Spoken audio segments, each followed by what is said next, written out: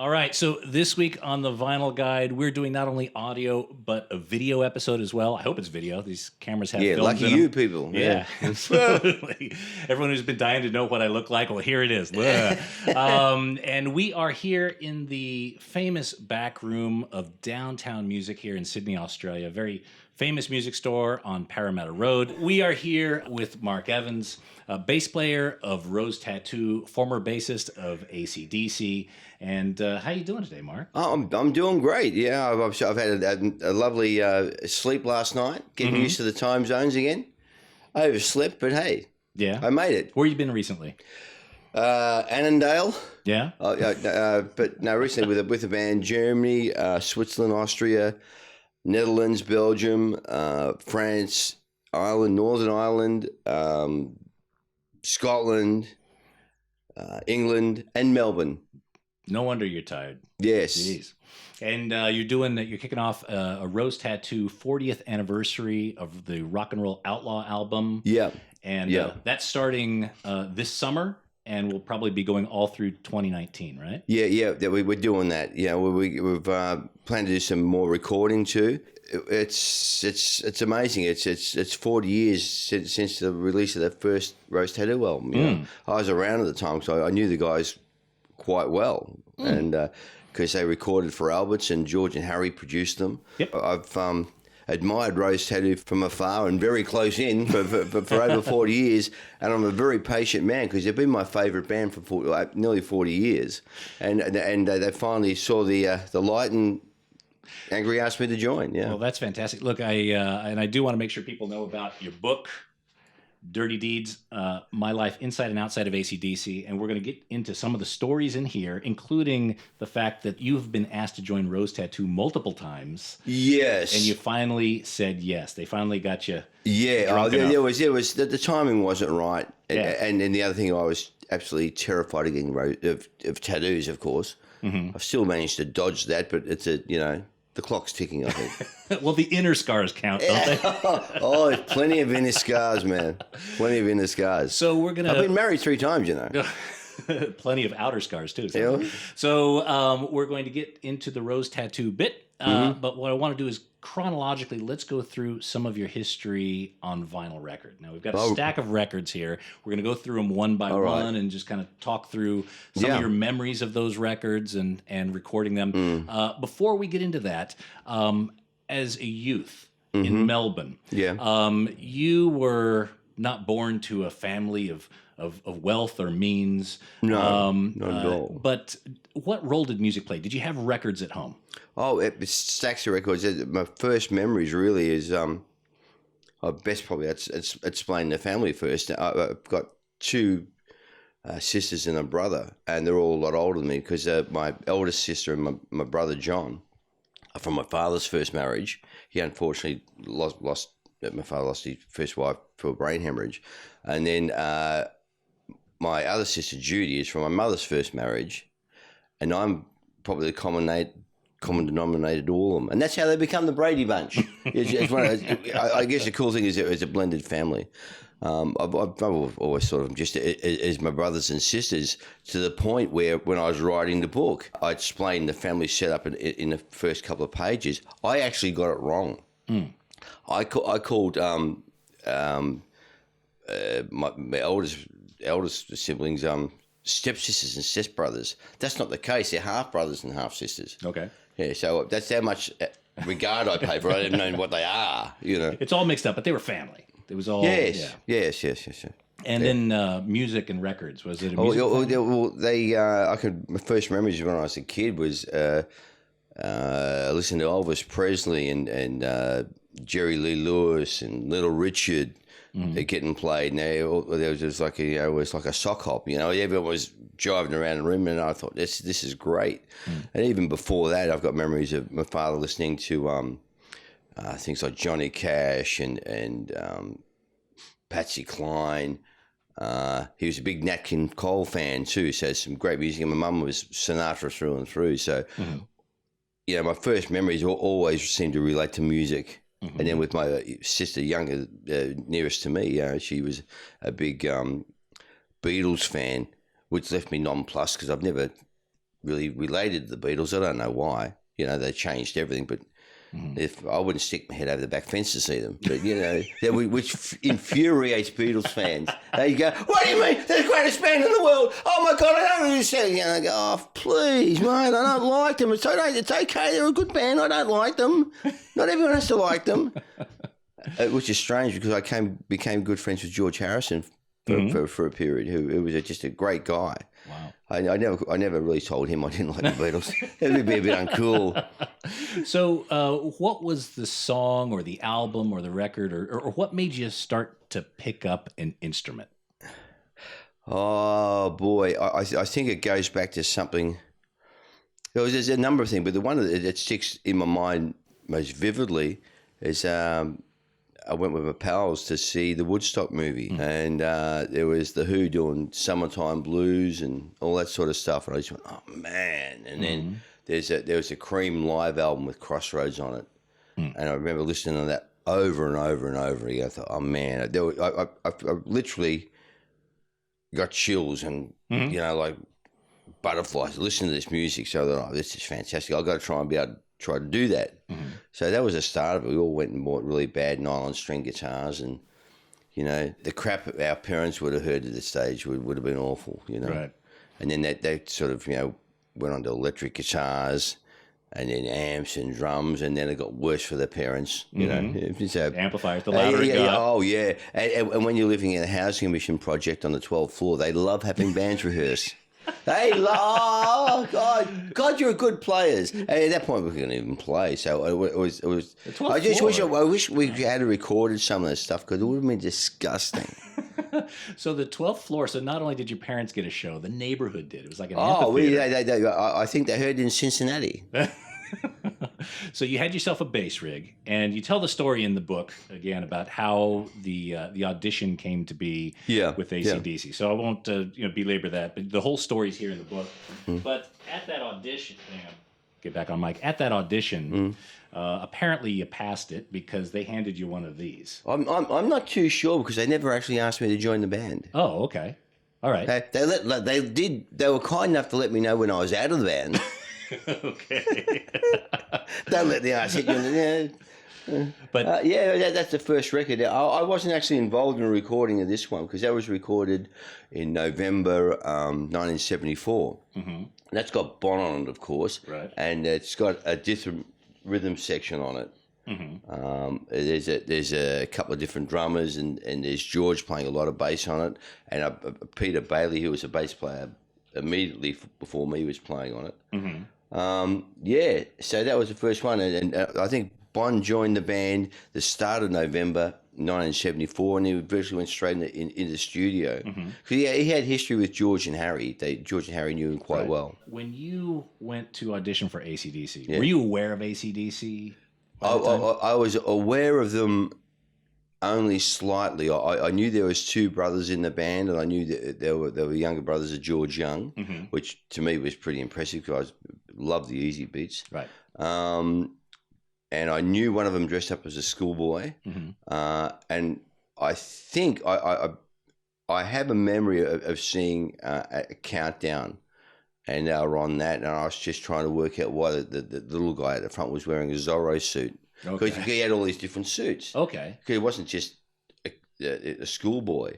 He was like a gorilla, and then he was in a cage. There was a Zorro suit. There was a Super A suit where he could actually come out of a telephone box. But the one that took over was the schoolboy. Oh, that's interesting. Okay, so he cycled through a bunch of different... Oh, absolutely. Absolutely, okay. yeah. All right. And Bon Scott, obviously, he was in a lot of bands before AC/DC. Fraternity, and I think Black Feather he played in, a few others. Were you aware of him? I don't think he was in Black Feather. There was an issue where they both recorded the same single or something. Oh, okay. The guy from Black Feather wrote this thing called Seasons of Change. Okay. And then they recorded that, and anyway, there was a kerfuffle during that. Yeah. But yeah, he was doing the Valentines, which was like a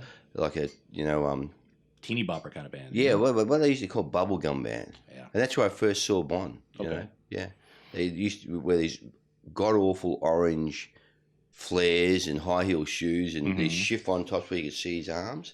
It was actually New Year's Day 1969. We went a few pals along in the neighbourhood we lived in Paran. We went to see this radio show that was put on in a theatre, and I was really taken by Bond because he was a backup singer. He was like a doo-wop singer in his band, and you could see him go on the side of the stage in between songs, and he'd have a bottle of Johnny Walker there.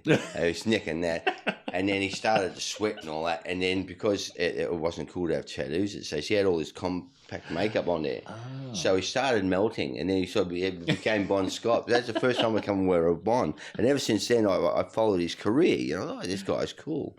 And then so we he ended was up in the always same band. Bond. Yeah, always Bond. Yeah. That's great. So when you joined AC/DC, they were at the tail end of the glam bit. Did you have any of the flashy clothes, or were you guys going to the blue jean bit? That was a bone of contention, man. They wanted me to wear a red velvet suit and a hat. You know, I said, man, I can't wear all that stuff. My pals are coming to the gigs. I'm going to get smashed if I wear shit like that. You know, but actually, I've got something to match that. I think. What do you? I think it is. Uh-oh. Oh my goodness. Wow. I don't even own a car. I don't know how I got an 8-track cartridge of anything. Okay. It's like that's from the Ark. Oh my gosh. Where did you find that? I got given it years and years ago, and I thought I must take that long. It's for those who have no idea what that is. It's an 8-track cartridge. It's like a precursor of a cassette player they used to use in cars. That was it. Had 8 tracks on it, I guess. And they weren't very. It was 4 channels, but each of them had stereo, so it makes it the 8. But these weren't that popular in Australia, were they? Yeah. Okay. They had them all in their panel vans. All the surf guys had them. Yeah. Okay. And they used to go to sleep with it on, and then they'd wake up and the battery wouldn't work. The thing would be dead. Wow. Isn't that odd? That is incredible. And it's got the Roo on it. If for people who collect Australian first pressings of Albert Productions records, this famous Roo down here at the bottom signifies the first pressing. So they've even got that little artwork on there. Very cool. Excellent. Yes. Well, let's put that down. It's like show and tell, isn't it? Absolutely. What else you got in your pocket? What I'd like to show is this. No. I thought you didn't have a tattoo. All right, so that's high voltage here. And let me go ahead and put this back. Now, there may be some of the international listeners who may say, wait, that's not the cover of High Voltage that I know. Yeah. But actually, the international version, the one that I certainly listened to when I was a kid in America, was a compilation of this album and this one. And this is the record version of the 8-track, and it's a bit fallen apart. This is original pressing, but this is the TNT album. Now, this was the first album that you were on with AC/DC. Yeah, that was recorded, I guess, June 1975. Yeah, it's my first trip into a recording studio. Mm-hmm. I was like stepping into the TARDIS for me. What's all these knobs and stuff, you know? But George Young really took me under his wing and really mentored me, and a great guy, man, and the most astute guy, along with Malcolm, that I've ever met in the business, and of course along with Ted Albert too. He was really plugged in, man. Incredible guy. When you went into the studio, and maybe not this album so much, but some of the other ones, what are your recollections of how the songs came together? Were they already written when you came in? No. How did they? When we recorded this album, Dirty Deeds and Let There Be Rock, we'd go into the studio. Nothing really would be prepared. We might have a couple of ideas that Malcolm had us run through at a sound check, just like a couple of feels and all that. There'd be no lyrics written, and basically the songs were written in the studio. So the first week of recording, we used to record the albums over a 2-week period. The first week would be all the tracking, all the songs would be written and recorded in the first week, and the second week would be for vocals, backing vocals and guitar solos. So they were all done, and I think TNT, Dirty Deeds and Let There Be Rock were all recorded within an 18-month period, which is probably, crazy when you think of today's terms. Sure. But that's what it was. They were all recorded in, 2-week period. So we go in and Malcolm say, I've got this idea, and start messing around with it. And we get the form of the song together, and then George just hit the red button and we record it. So I think that's why the recordings are good, because there's no sort of fairy floss on them or anything, because what you're basically hearing is a band playing live in the studio. The only additive really is like, because the solos are added on afterwards, Angus is still blocking out the big chords underneath his solo. So that's the only thing that's different, you know. So essentially what you're doing is hearing the band live. So when we played the songs live, people say, oh, it sounds just like the record. Well, the reason for that is because it is. So there was no, you know, glockenspiels or, you know. You didn't have time to overthink it. You had 2 weeks. Except we put bagpipes on one, which was a, you know, end up. What song was that? End up being a nightmare. Well, the strange thing about Long Way to the Top is that my recollection of that song, if we played it 20 times live on stage, that would be the most it's ever been played. And it dropped out of the band's set and has never been played since. Okay. So it just dropped out, and it's probably the most iconic song here in Australia and elsewhere too. People can remember things with the bagpipes, but it fell out of the set really quickly. I've heard some versions of it. There's one version that was recorded in Tasmania that bears little resemblance to the original. It's sort of almost like this super fast Chuck Berry sort of thing. Right. You know? So we're trying to find a way to make it work, but it for some reason we just didn't grasp it. You didn't play it because you couldn't replicate the bagpipe bit. We tried. Bon had a set of pipes, and we had a drone recorded on a tape. So back in those days, we'd have to tune up to the tape. Okay. And then it'd go out to the front. It was on a cassette. And then he had the chan a bit attached to the pipes. It was all filled with other stuff to make it look a bit better. And it was just ungainly. So, it ended up dropping out of the set, and that was it. Okay. Which is strange, because it's like I said, my memory is probably 25 times we played it, and that was it. Right. Okay, so this is the first record you made with the band. You guys were still touring around Australia at this time. Constantly. What was the tone like for directly after this album before you went to the UK? The band was really well known. There was, all the shows we sold out. We had, but it was an interesting thing though. Countdown was incredibly helpful in saturating the market for us, because it was on the ABC2, which is the national. And it was on live on Sunday nights and repeated on a Saturday afterwards. So and we were on it almost every week. So people knew us all around Australia. Right. So that was a massive help, thanks to Ian Meldrum. So it grew really quickly, but how it grew was there was two very, very separate crowds. There was the young girl teeny bopper crowd that for some reason loved us, and we're all, let's face it, butt ugly, and playing nasty music. And then the other side of it is like all the beer drinking crazy guys in hotted up cars loved us. So there was actually two really separate crowds. So it was a bit of a split personality, and that didn't really sort of die off until we come back from England, where all the young girls had found some other bands they liked, and but the guys stayed with us, and that's still the same. It's very similar with Rose Tattoo. Angry actually made the comment the other night. So I can't believe there's actually women coming to our gigs now. Yeah. It's never happened before. It used to be a completely guy crowd. It was much the same with AC/DC. Okay. Yeah. So on the heels of TNT, the next record in our list here, Dirty Deeds. Oh yes. Now again, this is a cover that a lot of the international listeners to the show may not have seen or may not be familiar with, because there's different covers overseas. But this is the original Australian cover.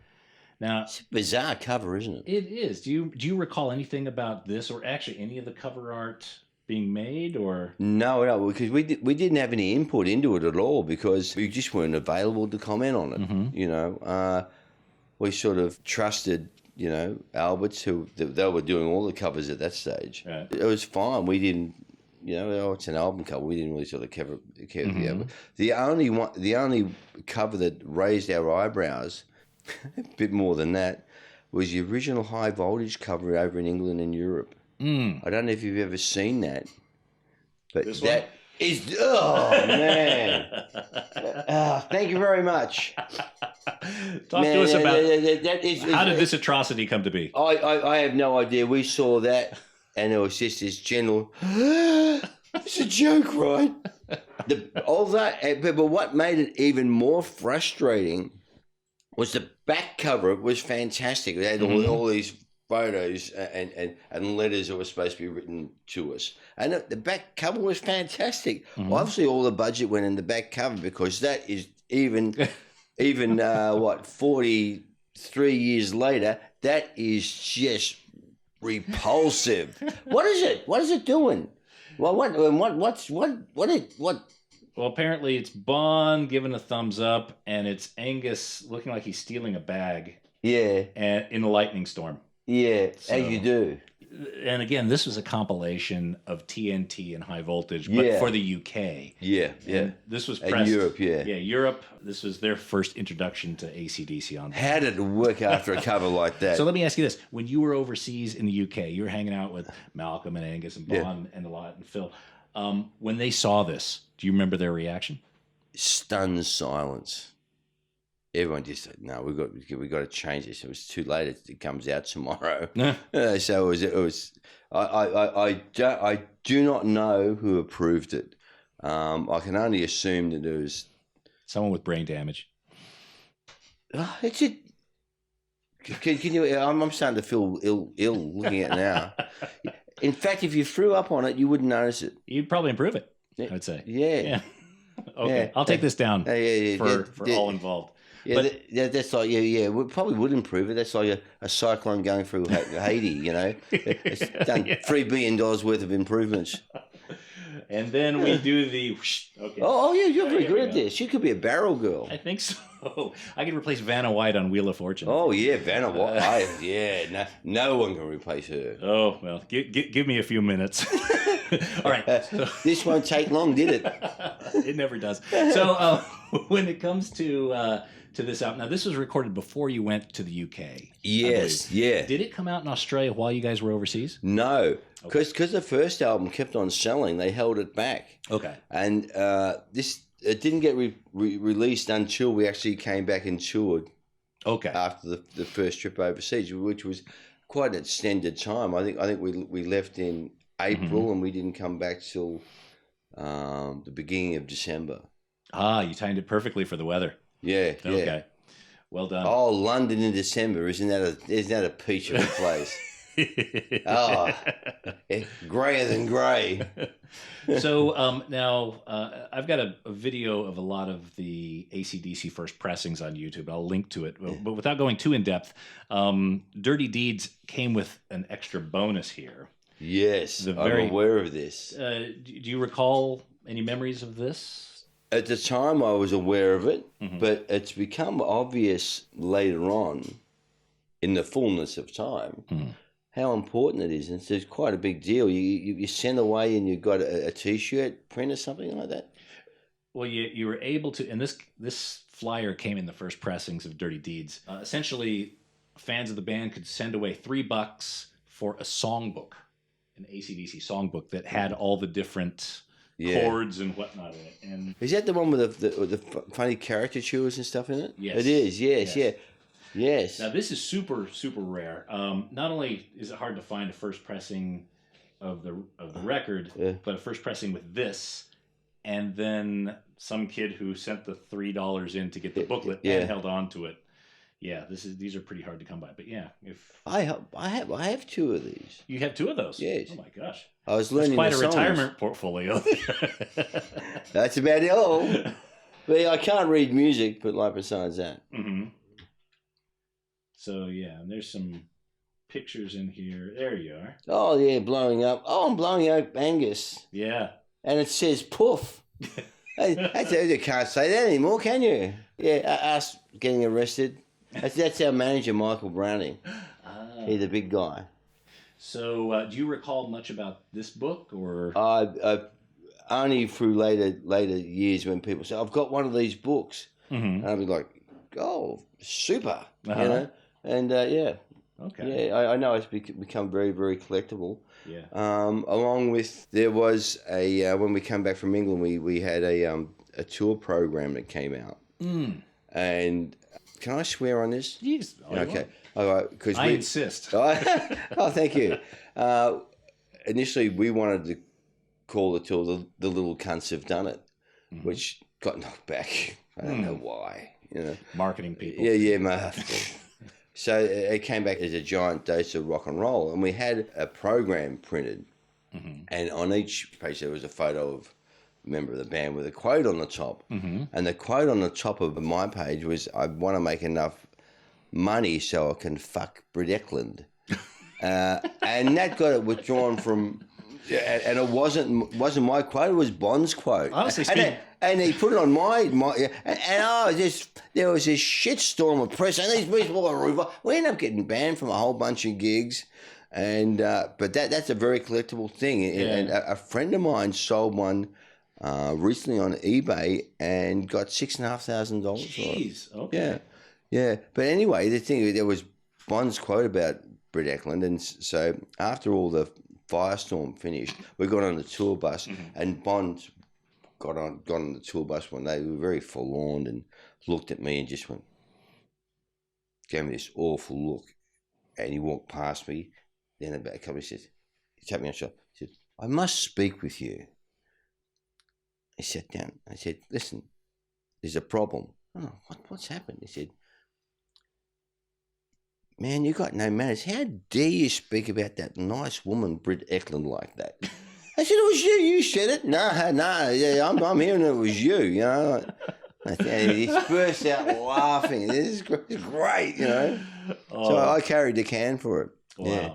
I don't know how we thought even at that stage that we could get away with that, which we didn't. Right. But anyway, there was. It was supposed to be a victory lap almost to Australia. Oh yeah, and it turned out completely the other way. We limped around, but I remember that there was the initial pressing of that programs. I think it was 3,000 done, and it was taken off sale after the second night. So Michael Browning had all these boxes of programs in the back, and he got Phil and myself to take them down to the dump. Oh. So must have been like at least 2,500 of these things down the dump somewhere in Victoria that are now worth $6,500 each time, 2,500. So all those years ago, you were actually throwing these things away. Get out! Jeez Louise. All right. Quick question for the part of the song "Dirty Deeds." Yeah. Is that Angus singing? No, that? that's Malcolm. That's Malcolm. Okay. Yeah, it's Angus starting off the Oys in TNT. All right. Aha. Let's talk about "Let There Be Rock." Again, a different cover than many of the international users have seen. I can tell you that these fingers on here, strange enough, they're my current next door neighbour's fingers. A guy called Chris Turner, a guitar player. They're his fingers. Far out. And it's on a How did his fingers get on it? He needed some fingers on the guitar, and strangely enough, that's a Gibson Les Paul custom neck, not a standard neck, because you would expect that to be Angus's fingers on the SG standard. So that's a little bit of that. Yeah. Now, in my opinion, this album, to me, is the first true AC/DC album. Okay. That to me. Why is that? Well, that's where AC/DC starts sounding like the band, and I think it's the first of 3 albums, because there's this one. Don't mean to preempt anything That's here, all right. but this one, Power Rage, and Highway to Hell. I think that's. I might be the worst person or the best person to comment on this, because I'm probably a little bit biased. I think that's the golden age of the band. Those 3 albums. Yeah, because I gravitate to the stuff that's Bond's on. Sure. And I think a lot of other people do too. No disrespect to Brian. It feels like or Axel, who else will be singing. Maybe I'll get Dave Evans back. Hey, I hear he's not busy. Oh, I'm telling. That's fun. It seems like two different bands. There was the Bon era, and then the Brian Johnson era. And again, no disrespect to other eras, but Bon seems to have a little bit more humor to it, a little bit more. I don't know what to say. The lyrics are different. I think it's it's. I love the angle and the cheekiness about what he did. Right. See, I have to stop myself. I always tend to speak about Bond in the present tense. I don't know why I do that. Right. But maybe because he's probably so evident in a lot of things. You know, well, it's like Sid James is writing some of the lyrics. They're very, just cheeky lyrics, and they were delivered really well. Right. It seems after he left, there was maybe a solemnness to the band. There was a seriousness. I think a seriousness is a better thing, because it was, early on when Bon was there, we took the music very seriously, but there should have been a big stamp on the front of it, not to be taken seriously. Right. It was. I think it was a fun element that sort of was,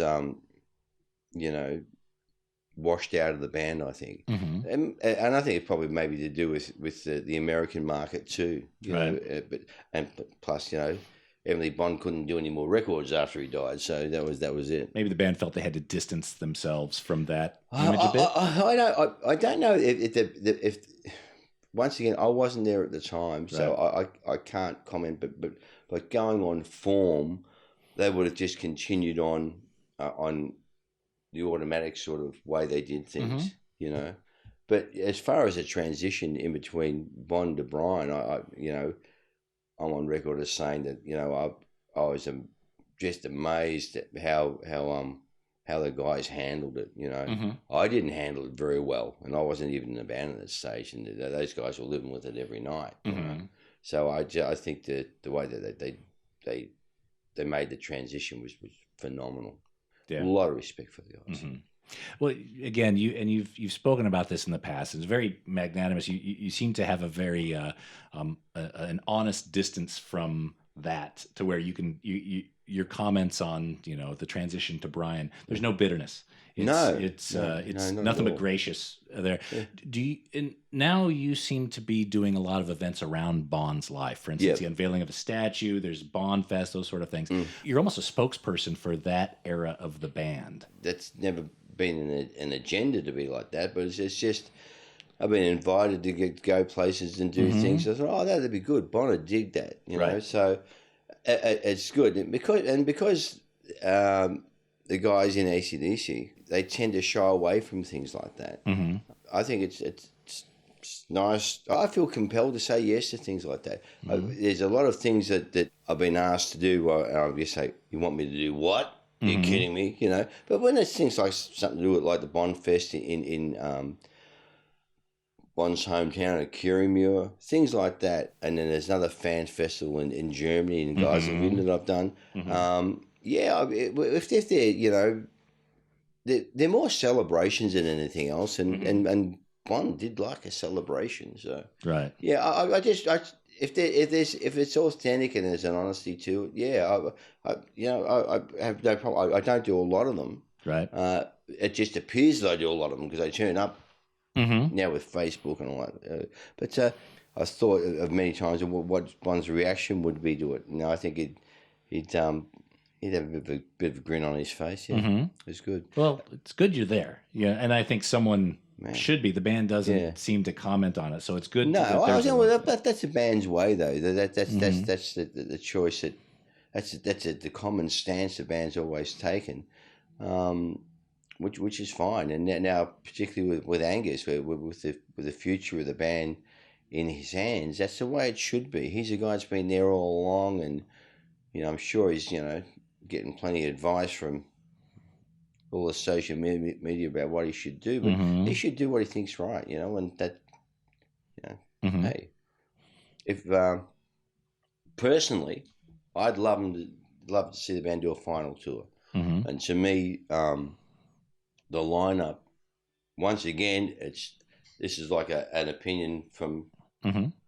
I'll call myself a fan because I'm a fan of the band, I'd love to see him to go around once more with Phil, with Cliff, with Brian and Angus, and Stevie, because that's the closest you're going to get to the Back in Black lineup. And I think it'd be, I think a great, once again, purely my thought, one tour, one big tour, let it know it's been the last tour, and thank you very much. That'd be a great way to round it out. I don't know what's going to happen. It's very much in Angus's hands, but I know Angus will do what he thinks is right. Now, you've in the book you talk about the separation with AC/DC, and that there's only limited information that you can give and share about that. Yeah. Do you remain in contact with Phil these days? No. I've strangely enough, the one I probably had the most contact after the split was probably Cliff. Okay. We got to know him a little bit. No, we had unfortunately it's just the way that the way that the band is. Once you're outside the band, you're very outside, and it's just like a cabal attitude that the band has. It's just a stance, and they like to keep things close to their chest. Right. In the ensuing years after from like the late 70s up to the early 80s, there was still a fair amount of contact. But we had a legal situation that cropped up that sort of cruelled that. Yeah. Okay. Which ended up being resolved, which was great. It took a long time to resolve it, but that sort of put a fly in the ointment, shall we say? Fair enough. Yeah. So that brings us to present day here. Oh, now. All right. Yeah, all right. now so we're talking. Now we're bringing out the big guns here. Hey. Yeah? All right. And by the way, this is a really hard record to get. I the believe original so. pressings, yes. This actually is the AC/DCs are far easier to get than this Rose Tattoo. Right. This is the debut of Rose Tattoo. Mm-hmm. It looks like a self-titled, but most people call it Rock and Roll Outlaw. Yeah. I think it was retitled in some territories as Rock and Roll Outlaw. Okay. But it's just Rose Tattoo. Mm-hmm. Yeah. And what are your memories of this record coming out? My first memory is when I was walking along the street in George Street, and I knew the band had been recording, and they had this great thing. They had advertisements that were attached to the sides of rubbish bins. And I thought, this is fantastic. Why didn't we do that? Yeah, no, I've been a big fan of Rose Tattoo right from the get-go. Bon was just, don't really use the word, but discovered them. Bon got very close to the band from very early on, and definitely flew the band's flag in at Alberts, and was very influential in getting them signed. And Bon's the only vocalist that's ever got up and sang with Rose Tattoo. Wow. They used to get up and do old blue suede shoes and stuff like that. Angus has got up and played with them a number of times too. I've played bass with them on a number of occasions.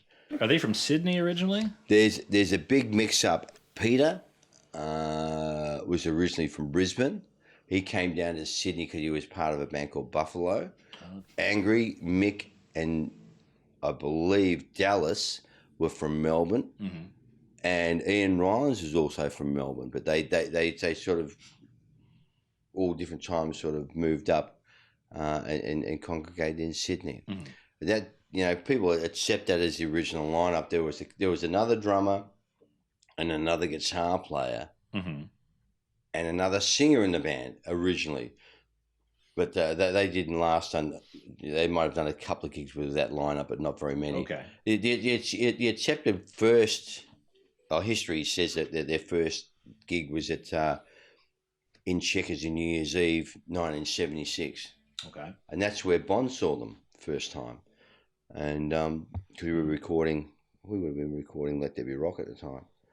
And that's where he championed it for them. And strangely enough, 3 years before, on New Year's Eve in 1973, at the same gig, was AC/DC's first gig. Oh, so it's a bit of an ironical sort of thing. But I've loved it. The first time I saw them, I just thought they were just fantastic. So they are also on Albert Productions, and you Yeah. said Bon was instrumental in getting them signed. Absolutely. Okay. Along with Malcolm. Malcolm really dug them too. Right. And Along with that, we all love it. And then Phil, of course, was in a band with Angry and Geordie, the bass player. Previously, it's called Buster Brown. Okay. So there was a little bit of a blend there, yeah. And you could hear sonic similarities between, especially this album and the AC/DC albums of the time, because the production was the same. They recorded in Albert Production Studio as well, in Sydney? The same situation, same studio, same producers, Right. and there was a thing going on, and I've always loved the band. It's working with them now. Being in the band rather. Angry keeps on correcting me on that one. It sort of feels like I'm back home again. Yeah. It's just I just love the band, and the added thing to it for me personally is that I've had a lot of guys, a lot of very, very close friends that have been in the band that aren't around any longer. So I've got this a feeling of responsibility, I guess, to carry on the legacy that the guys started.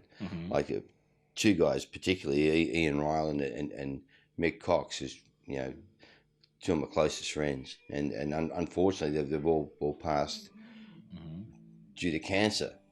But and that's happened. See, I'm not even sure over what period, but I guess it must be the last maybe 10 years or so. Okay.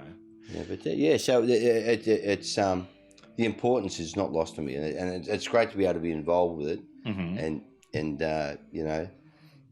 not add to it, but just continue the legacy. It's very, very important to me. That's great. And for people who are fans of that era of music, make sure you check out the Rose Tattoo. This album in particular, Rock and Roll Outlaw, is fantastic. It does have qualities very similar to those early AC/DC records. So people who haven't discovered Rose Tattoo yet, start here, and I think you'll really enjoy it. Yeah, it's great. It's a great record. Now, I understand you guys are going to be doing some recording soon. Is that right? Yeah. Okay. Yep. Are you able to reveal the plans? Gee, I hope so. 'Cause I'm going to do it.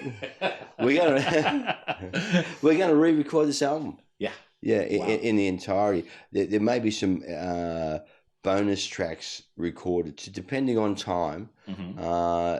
The thought is to add some bonus tracks that were part of the band's repertoire at that time that didn't actually make it to the album, because as you know, you were limited in those days to 20 minutes a side, Right. because that was the most level you could get on the things. So yeah, there's a few other songs that didn't make it on there that are probably crowd favorites back from the day, and so we're earmarked a few weeks in December to record that, so I'm really looking forward to it. Yeah, Excellent. Hey, I know the songs. Well, I hope you do by now. Yeah.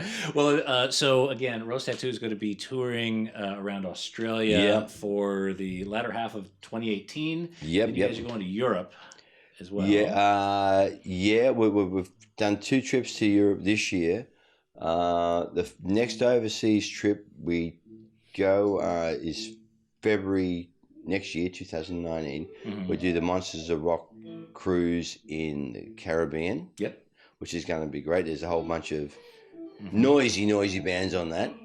And then we come back and do some more work here. And then we have 2 trips over to Europe next year. One includes like the festival season. We're doing things like Wacken, and all the big festivals over there. And then we go back later in the year. I think we're going back again in November to do another club club run. The last club run we did, I think there was 23 shows that we did, and they're all sold out. Yeah, so that's great. I'd imagine. I've seen you guys in a club before, and it is just electric inside there. Yeah, it's great, and that's the great thing about all the social media. That people have been putting up these YouTube things, and they're great. It's a lot easier to get the word around these days. Very cool. So when you guys get done recording, you're getting ready to release it. How about you and Angry come back on the show and we'll talk about the recording process? Love to. Cool. All right. So thanks again, Mark, for joining us here on the Vinyl Guys. And how do you like our left-handed room here at downtown? This is. It's a lefty room. Did you notice that? I did notice they were all lefty. Yes. Yeah. And we were just talking. You're a lefty as well. Originally, I had my left-handedness beaten out of me by my first grade teacher, Miss Butler. Yeah. May she rot in hell. Feel free to give her relatives the finger. And again, if you want to hear more, and by the way, this book, Dirty Deeds, I got to tell you, it's a couple years old now. Yeah, I love the way it's written because it really is just like having a conversation with one of your mates. Yeah, I love because we're buddies, and so you know me well, and from my friends, I love hearing it. That it's like talking to me, and that's what I was after. Now with all the being on the road with Roast Tattoo, there might have to be an addition, but there won't be too many rock and roll stories. Like here's a weirdest things on Roast Tattoo tours. Like this Holland Day sauce is not much, is it? Oh, another glass of Merlot. And what have I signed on for here? I'm in Roast Tattoo. I'm supposed to be doing shit. Oh, God, this gazpacho. Yeah. I trashed this hotel, but I don't feel like lifting the dresser. Oh, my back. The old days, a final flat screen TV really doesn't have the same gravitas it used to have in front of the real one out. Well, they're they can't. It's like, that's cool. So before you go, give us a crazy Bond story. Oh, crazy Bond story. This could take a long time. The one that I find most endearing is when we're on tour. We were Black Sabbath, and we made it to Paris. And I wasn't sharing a room with Phil because Phil had made it up with someone, and so Bon and myself were sharing this great room, had a little balcony on the boulevard Saint Germain, and so we got two Parisian young ladies that liked us evidently. Spent a lot of time, so we ended up getting toasted, and we've been up for about 2 or 3 days. And at the start of the third day, we were on a little tiny balcony, and with a bottle of red each, and the sun's coming up over Paris, and it's just an amazing looking place because you could be 150 years ago because the skyline hasn't changed. And Bond's sort of, I think he's going to fall out of the balcony because he was like this, and he keeps on doing this stuff. All right. He finally goes, "There's a tower just like that in Paris." And I go, "Oh, we got to go to bed, man." If you're looking at the Eiffel Tower, it should be a bit of a hint. The only other Eiffel Tower I think is in Las Vegas. They've got everything in Vegas. Yeah, there's a tower just like that in Paris. I said, "Let's go have a lie down, mate." So sometimes right now I find that real funny, and it is because I love the guy. I adore him, but sometimes if you're not in the right mood, I think of that and I go, "Oh, fuck," Glad he existed. I still have the feeling he's looking over my shoulder, which is a very uncomfortable thing to have happen. Particularly when one is dead. Yeah. Depends what you're doing, but yeah. Yeah. Oh, yeah. All right. Anyway, that's right. Thanks again, Mark. Much appreciated. My pleasure. Good to see you, man. Good to see you.